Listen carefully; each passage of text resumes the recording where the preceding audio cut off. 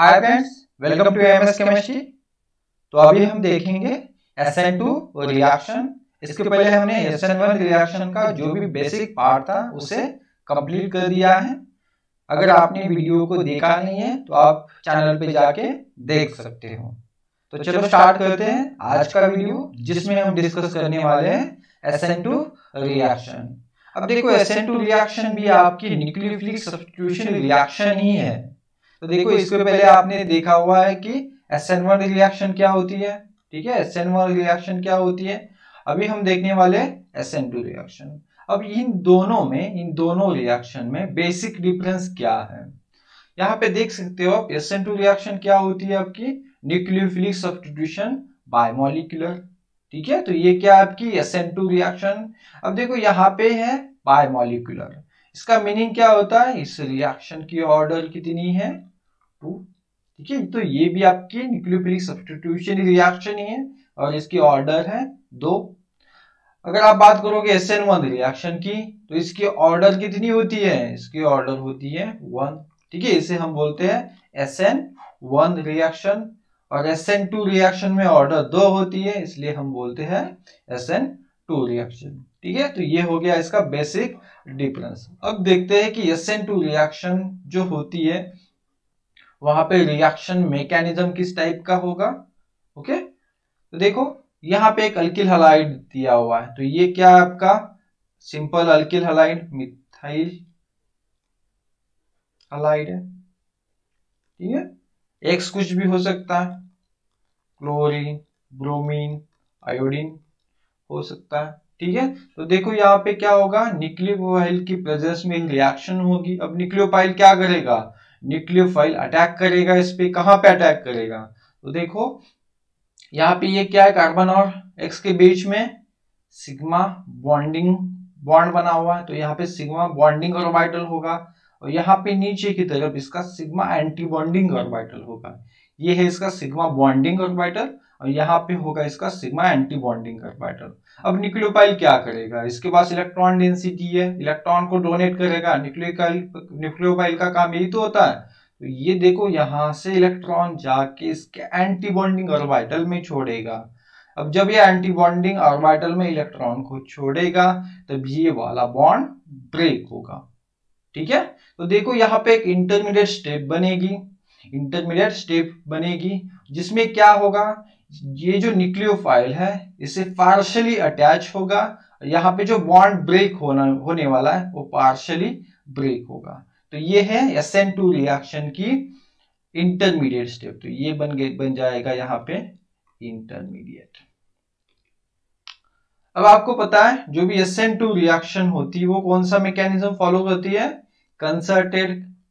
इसके पहले वाले लेक्चर में हमने देखा हुआ है कि SN1 reaction dissociative mechanism follow करती है और SN2 रिएक्शन कंसर्टेड मैकेनिज्म को फॉलो करती है। क्या होता है इसमें, जो बोथ प्रोसेसेस होती है, bond breaking and bond formation, वो एक ही स्टेप में होती है। तो आप बोल सकते हो साइमल्टेनियसली होगी। तो यहाँ पे देखो वही हो रहा है ना, यहाँ पे देखो बॉन्ड बन भी रहा है और यहाँ से बॉन्ड ब्रेक भी हो रहा है। तो यही होगा आपका इंटरमीडिएट। अब देखो यहाँ पे जो इंटरमीडिएट बना हुआ है, इसका अगर कोऑर्डिनेशन नंबर देखोगे तो कितना होगा भाई, कार्बन को कितने ग्रुप्स अटैच है, 5। ठीक है, यहाँ पे देखो, यहाँ पे जो इंटरमीडिएट बना हुआ है तो ये पार्शियली बॉन्ड ब्रेक हो रहा है और यहाँ पे पार्शियली अटैच हो रहा है। तो ये पार्शियली बॉन्ड्स बने हुए हैं, इसलिए इसका कोऑर्डिनेशन नंबर 5 होगा। 5 बॉन्ड्स बनाएगा इंटरमीडिएट स्टेप में, क्योंकि ये कंप्लीट तो बॉन्ड फॉर्मेशन नहीं है। तो देखो अगर आप इसकी ज्योमेट्री देखोगे तो ज्योमेट्री क्या होगी, टीबीपी क्या होता है, ट्राइगोनल बाय पिरामिडल। सही है ना, ट्राइगोनल बाय पिरामिडल। तो देखो आपको पता होगा कि ट्राइगोनल बायपिरामिडल ज्योमेट्री में क्या होता है। ट्राइगोनल बायपिरामिडल में 2 टाइप्स के बॉन्ड्स होते हैं, एक्सियल और इक्वेटोरियल। ठीक है, अब देखो जो एक्सियल बॉन्ड्स होते हैं या फिर एक्सियल पोजीशन पे कौन से एटम्स रहेंगे या कौन से ग्रुप रहेंगे। ठीक है, तो आपको पता होगा कि जनरली जो मोर इलेक्ट्रोनेगेटिव ग्रुप्स होते हैं या फिर मोर इलेक्ट्रोनेगेटिव एटम्स होते हैं वो एक्सियल पोजीशन प्रेफर करते हैं। वेयर एज जो भी आपके इलेक्ट्रोपॉजिटिव एटम्स होते हैं वो इक्विटोरियल पोजीशन प्रेफर करते हैं। ठीक है, तो यहाँ पे हम लिखते हैं निगेटिव, मोर इलेक्ट्रोनेगेटिव, और यहाँ पे इलेक्ट्रो पॉजिटिव ग्रुप प्रेफर करेंगे इक्विटोरियल पोजीशन। अब देखो इक्विटोरियल पोजीशन कौन सी है, ये आपकी इक्विटोरियल पोजीशन है और ये यहाँ पे आपकी एक्सियल पोजीशन है। ठीक है, अब देखो जो इक्विटोरियल बॉन्ड्स होते हैं वो सभी बॉन्ड्स प्लेन में रहेंगे। ठीक है, ये वाला हाइड्रोजन हाइड्रोजन है, ये वाला हाइड्रोजन, सभी क्या रहेंगे, एक ही प्लेन में होंगे। ये यहाँ पे देखो जो एक्सियल बॉन्ड होता है ये ऊपर की साइड में होगा और ये वाला यहाँ पे एक्सियल बॉन्ड नीचे के साइड में होगा। अब ये मैं क्यों बता रहा हूं आपको, क्योंकि देखो जब न्यूक्लियोफाइल इसके एंटी बॉन्डिंग ऑर्बिटल में इलेक्ट्रॉन छोड़ेगा तब इसके एग्जैक्ट अपोजिट साइड से ही अटैक करेगा। दैट मींस अगर आपका एक्स ग्रुप ऊपर की तरफ है तो न्यूक्लियोफाइल कहां से अटैक करेगा, नीचे की तरफ से। ठीक है ना, तो यहाँ पे एक्स ग्रुप कहां पे है, प्लेन के ऊपर है, तो अटैक कहां से होगा, नीचे की तरफ से अटैक होगा। न्यूक्लियोफाइल कहां से अटैक करेगा, डाउन साइड से। अगर देखो पॉसिबिलिटी है कि एक्स ग्रुप अगर नीचे की तरफ है तो न्यूक्लियोफाइल कहां से अटैक करेगा, न्यूक्लियोफाइल ऊपर से अटैक करेगा। सही है ना, तो यहाँ पे आप क्या बोलोगे बैक साइड अटैक होता है। क्या होता है, बैक साइड अटैक। तो जो भी लिविंग ग्रुप होगा उसके एग्जैक्ट अपोजिट साइड से क्या करेगा, आपका न्यूक्लियोफाइल अटैक करेगा। ठीक है, तो ये हो गया आपका इंटरमीडिएट स्टेप जहां पे मैंने बता दिया कि क्या क्या होता है। अब देखो यहाँ पे जो कार्बन है, यहाँ पे जो कार्बन है यहाँ पे कितने बॉन्ड्स बने हुए हैं, 5 बॉन्ड्स।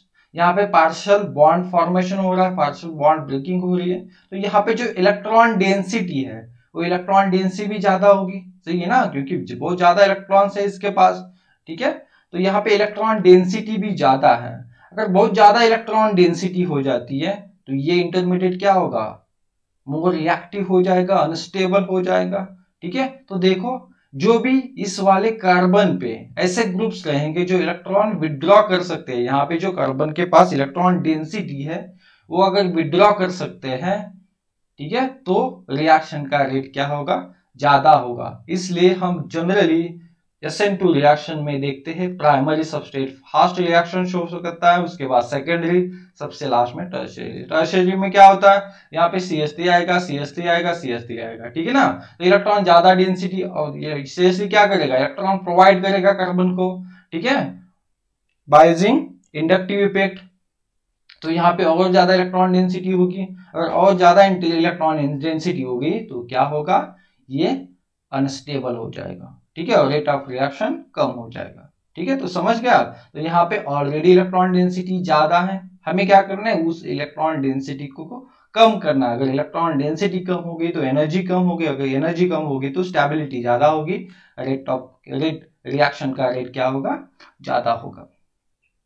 ये तो बात होगी इलेक्ट्रॉन डेंसिटी की। और अब बात करेंगे स्टेरिक हिंड्रेंस की। अब देखो यहाँ पे कार्बन ये कितने बॉन्ड बनाए, 5 बॉन्ड बनाए हुए हैं। एक्चुअली कितने बनाएगा, 4। तो आप बोल सकते हो कि यहाँ पे स्टेरिक हिंड्रेंस भी ज्यादा है।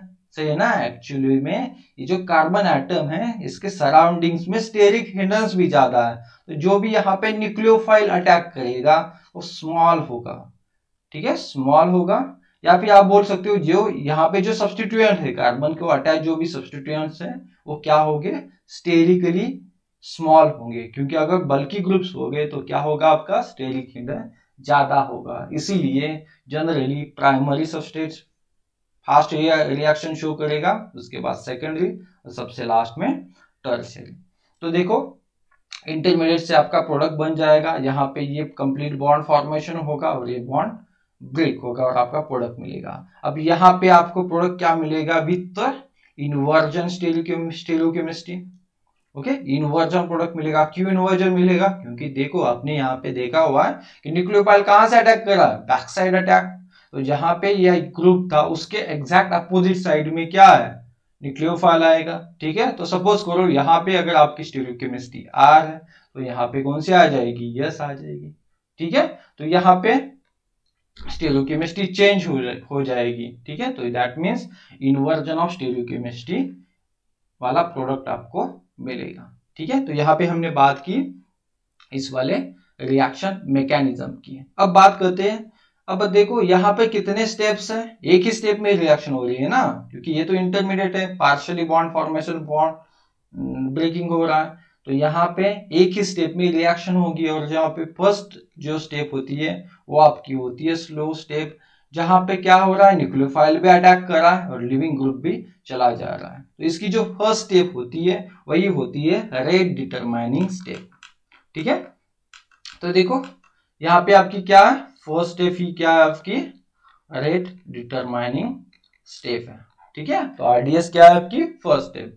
अब देखो फर्स्ट स्टेप में क्या क्या इन्वॉल्व है, आपका रिएक्टेंट है जो भी अल्किल हैलाइड है वो भी इन्वॉल्व है और न्यूक्लियोफाइल भी इन्वॉल्व है। ठीक है, तो देखो जो भी आपके रिएक्शन का रेट होगा वो अल्किल हैलाइड पे भी डिपेंड होगा और न्यूक्लियोफाइल के कॉन्सेंट्रेशन पे भी डिपेंड होगा। इसलिए हम लिखते हैं कि SN2 रिएक्शन की ऑर्डर कितनी होती है, 2, और इसे हम बोलते हैं बायमॉलिक्यूलर रिएक्शन। ठीक है, तो SN2 रिएक्शन क्या होती है आपकी सब्स्टिट्यूशन न्यूक्लियोफिलिक बायमॉलिक्यूलर रिएक्शन। तो रेट ऑफ SN2 रिएक्शन किस किस पे डिपेंड होता है, आपको पता है सबस्ट्रेट पे डिपेंड होता है। ठीक है ना, सबस्ट्रेट पे डिपेंड होता है, न्यूक्लियोफाइल पे डिपेंड होता है और लिविंग ग्रुप पे भी डिपेंड होगा। ठीक है ना, लिविंग ग्रुप पे भी डिपेंड होगा।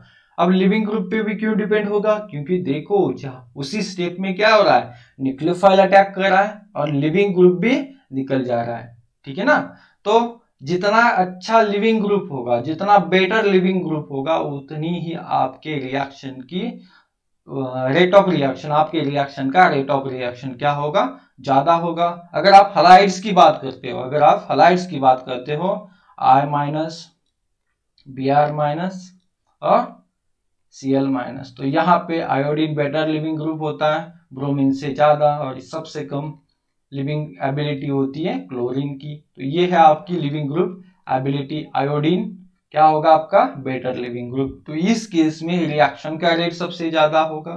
ठीक है, तो आप बोल सकते हो SN2 रिएक्शन का रेट लिविंग ग्रुप के एबिलिटी पे भी डिपेंड होता है, also with temperature and pressure. Okay, समझ गया। तो SN2 रिएक्शन का रेट किस किस पे डिपेंड होगा भाई, सबस्ट्रेट पे, न्यूक्लियोफाइल पे और लिविंग ग्रुप पे डिपेंड होगा। अब देख लेते हैं एनर्जी प्रोफाइल डायग्राम। इसकी एनर्जी प्रोफाइल डायग्राम बहुत ही सिंपल है, आप इजीली बना सकते हो। देखो ये क्या है आपका अल्किल हैलाइड है, तो ये क्या है रिएक्टेंट।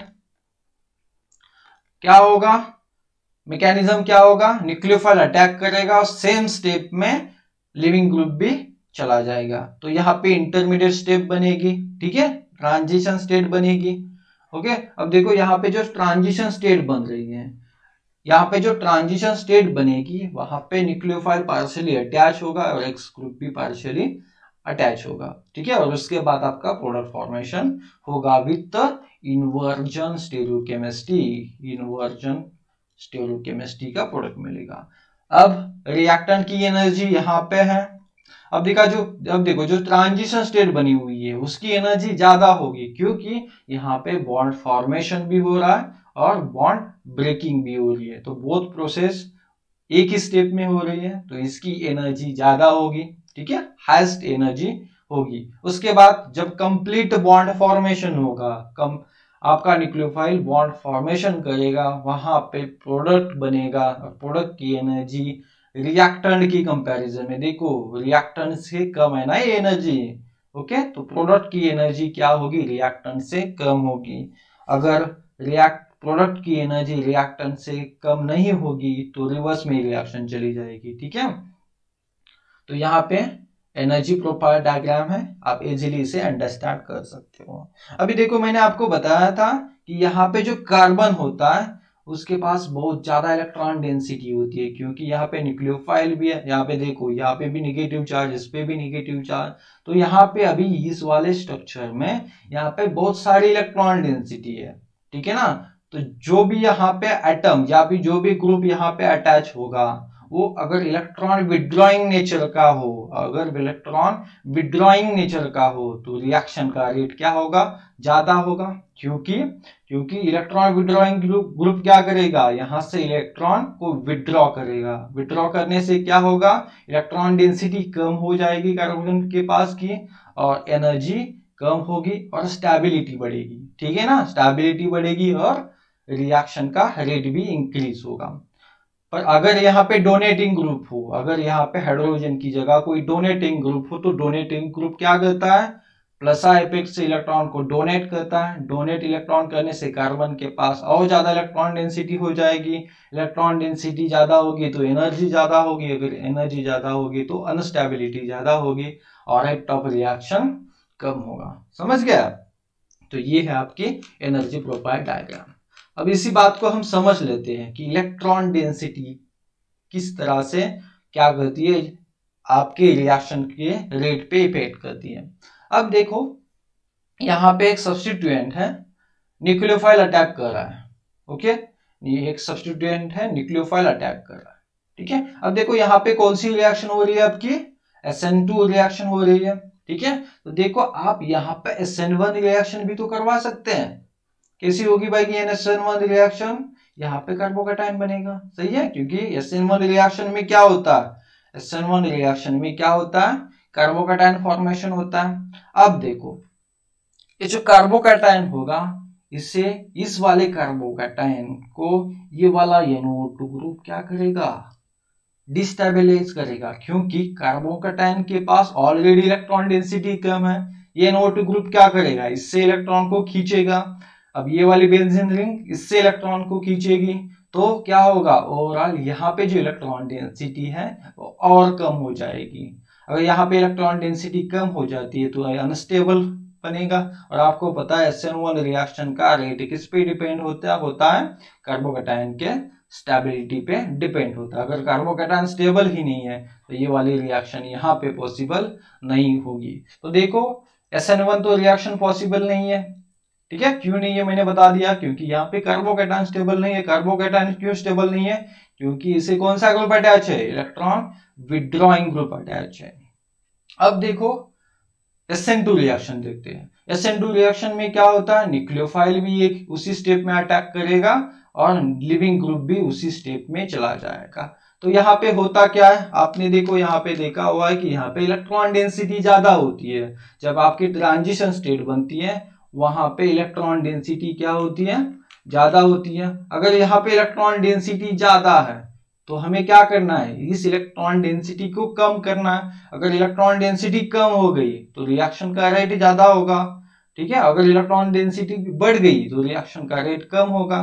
तो देखो यहाँ पे जो विड्रॉइंग ग्रुप है NO2 इलेक्ट्रॉन विड्रॉइंग ग्रुप होता है, ये क्या करेगा, यहाँ पे जो ज्यादा इलेक्ट्रॉन डेंसिटी होगी इसके ट्रांजिशन स्टेट में, SN2 रिएक्शन के ट्रांजिशन स्टेट में, उस इलेक्ट्रॉन डेंसिटी को NO2 विड्रॉ करेगा। विड्रॉ करने से यहाँ की इलेक्ट्रॉन डेंसिटी कम होगी। ठीक है ना, यहाँ की इलेक्ट्रॉन डेंसिटी कम होगी। अगर इलेक्ट्रॉन डेंसिटी कम होगी तो स्टेबिलिटी ज्यादा होगी और रेट ऑफ रिएक्शन ज्यादा होगा। ठीक है, तो यहाँ पे कौन सी रिएक्शन पॉसिबल है, आपकी SN2 रिएक्शन पॉसिबल है, ना कि SN1। आपने देखा हुआ है यहाँ पे SN2 रिएक्शन, SN1 रिएक्शन क्यों पॉसिबल। तो देखो अगर आप यहाँ पे देखोगे तो आपको ये समझ में आएगा कि अगर इलेक्ट्रॉन डोनेटिंग ग्रुप हो तो SN1 रिएक्शन को प्रेफरेंस देगा, क्योंकि कार्बोकैटायन को स्टेबलाइज करता है इलेक्ट्रॉन डोनेट करके। और अगर इलेक्ट्रॉन विड्रॉइंग ग्रुप है तो किसे प्रेफरेंस देगा, SN2 रिएक्शन को, by withdrawing electron density from transition state.